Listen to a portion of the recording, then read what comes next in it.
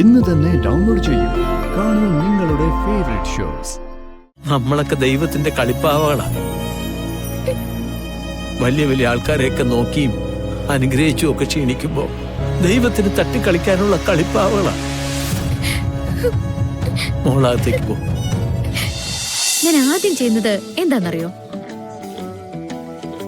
ഒരു video call വിളിച്ച് അത് ഞാൻ കാണിച്ചു തരും. അതിന്ന് യോജിക്കുന്ന ഡ്രസ്സ് നവൻ സെലക്ട് ചെയ്തെടുത്താ മതി. ഓക്കെ ആണോ?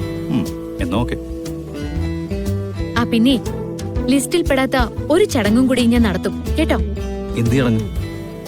അന്ന് നമ്മുടെ വിവാഹ നിശ്ചയം നടന്നപ്പോ നമ്മൾ അങ്ങോട്ടും ഇങ്ങോട്ടും ഒരു മോതിരം ഇട്ടില്ലേ?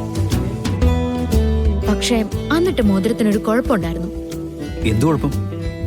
അന്ന് മോതിരിട്ടപ്പോ അമ്മയെ ബോധിപ്പിക്കാൻ വേണ്ടി മാത്രമായിരുന്നു, ഒട്ടും താല്പര്യമില്ലാതെ. പക്ഷെ ഇപ്പോ അങ്ങനെയല്ലല്ലോ.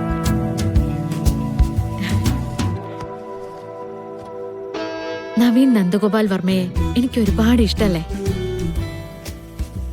അതുകൊണ്ട് ഞാൻ പുതിയൊരു മോതിരം വാങ്ങും, അതങ്ങിട്ട് തരും. അങ്ങനെയാണെങ്കിലേ ഞാനും തന്നെ ഒട്ടും അറിയാതെയാ ആ മോതിരം ഇട്ടത്. അതങ്ങ് ഉപേക്ഷിച്ചേക്കാം.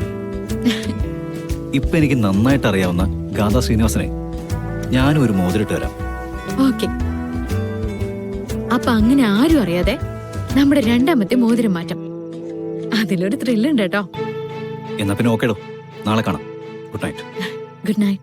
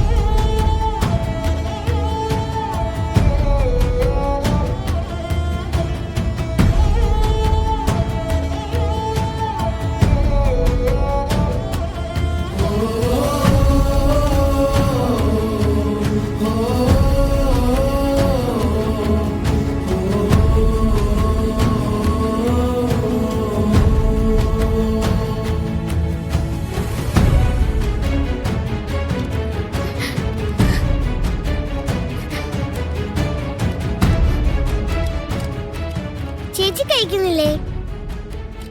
എനിക്ക് കഴിക്കാൻ തോന്നുന്നില്ല മോളെ. അത്താഴ പട്ടിണി കിടക്കാനൊന്നും പറ്റില്ല. അതങ്ങ് കഴിച്ചേ മോളെ. പറ്റുന്നില്ല ചേച്ചി, വേണ്ടാഞ്ഞിട്ടാ.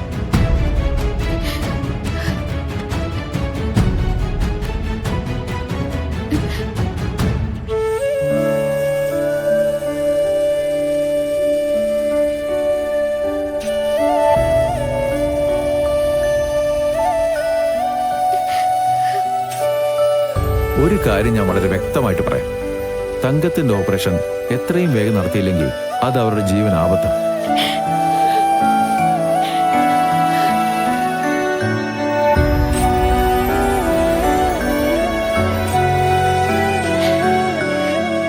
പാവം, അമ്മയുടെ കാര്യം ഓർത്തിട്ടാ ഭക്ഷണം പോലും കഴിക്കാതെ. എങ്ങനെയെങ്കിലും അവളെ ഒന്ന് സഹായിക്കണം ഗോപാലേട്ടാ. എന്തെങ്കിലും ഒരു വഴി ദൈവം കാണിച്ചു തരും. നമ്മൾ ചിന്തിക്കുന്നതല്ലെങ്കിൽ മറ്റൊന്ന്.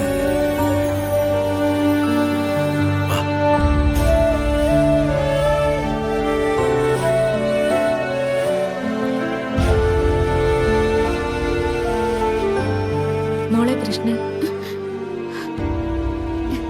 നിങ്ങൾ പോയിരുന്ന് കഴിച്ചോ. കിടക്കാനാകുമ്പോഴേക്കും ഞാൻ വരാം. ഈ ഒരുപാട് ആളുകളുള്ള വീട്ടിൽ ജനിച്ചവർക്കൊക്കെ സുഖാണ് അല്ലേ സുനന്ദേച്ചി? സ്നേഹിക്കാനും കൂടിയിരിക്കാനും ഒരാളല്ലെങ്കിൽ വേറൊരാളുണ്ടാവും. എനിക്കും അമ്മയ്ക്കും അങ്ങനെ ആരുമില്ല.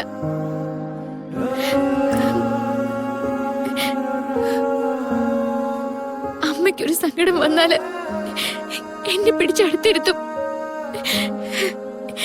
എനിക്കൊന്ന് കരയണമെന്ന് തോന്നിയ അമ്മയുടെ അടുത്ത് ചെന്നിരിക്കും. അത്രേ ഉള്ളൂ.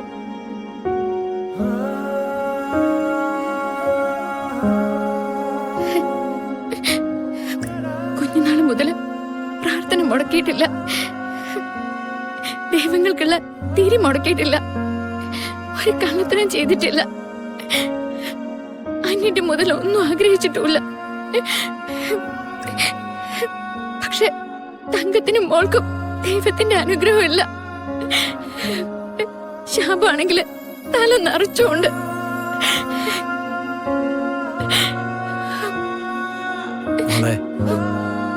നമ്മൾ നമ്മുടെ ഗതികേടിനെ കുറിച്ച് ആലോചിച്ചാലേ സ്വയം തളരുക എന്നല്ലാതെ വേറെ ഒരു പ്രയോജനവും ഇല്ല. നിന്റെ മുന്നിൽ നിൽക്കുന്ന ഈ ഗോപാലേട്ടൻ ദുബായ്ക്കാരനല്ലേ, അറബിയുടെ സ്വന്തം ആളല്ലേ. ഇവിടെ എന്താ ചെയ്യുന്നതെന്ന് മോൾക്കറിയാലോ.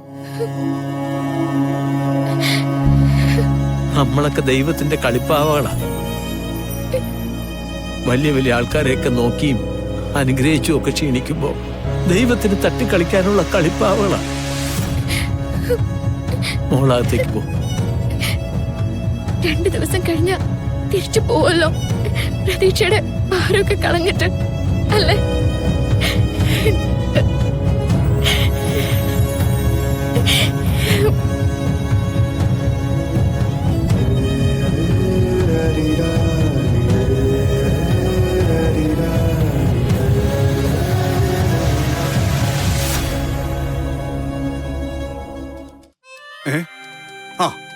സാറേ, ഇതെന്തോന്നിരിപ്പാ?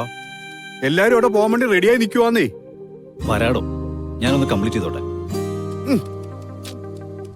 ആ, ഇതാണ് സാറിന്റെ കുഴപ്പം. ചില സമയത്തെ സാറ് നല്ല റൊമാൻറ്റിക്കാ. വേറെ ചില സമയത്തെ സാറിനെ പോലെ അൺറൊമാൻറ്റിക് ആയിട്ടുള്ള വേറൊരാളെ കാണാനേ പറ്റില്ല. അതവിടെ ഞാൻ എടുത്തു വെക്ക് സാറേ. അല്ല, ഒന്ന് ചോദിച്ചോട്ടെ, സാറ് സത്യത്തിൽ റൊമാൻറ്റിക് ആണോ അതോ അൺറൊമാൻറ്റിക് ആണോ? എടോ മാണിക്കുഞ്ഞെ, ഓ, സത്യത്തില് സിത്താര ശ്രീനിവാസൻ അവരുടെ മകളെ വിവാഹം ചെയ്യണമെന്ന് പറഞ്ഞപ്പോ ഞാനതൊരു ബിസിനസ് ഡീലായിട്ടാണ് കണ്ടത്. അവരുടെ സമ്പത്തും സൗകര്യങ്ങളും നമ്മുടെ ബിസിനസ്സുമായി കൂട്ടിയിണക്കുന്ന ഒരു പെർഫെക്റ്റ് ഡീൽ.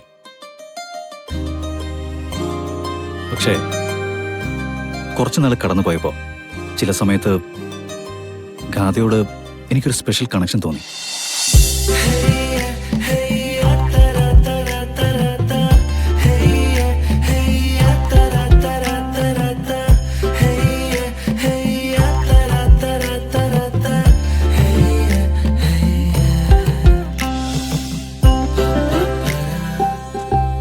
അന്ന് എന്നോട് പിണങ്ങിയ ഗാഥയെ നമ്മൾ വണ്ടി കയറ്റി കൊണ്ടുപോയില്ലേ?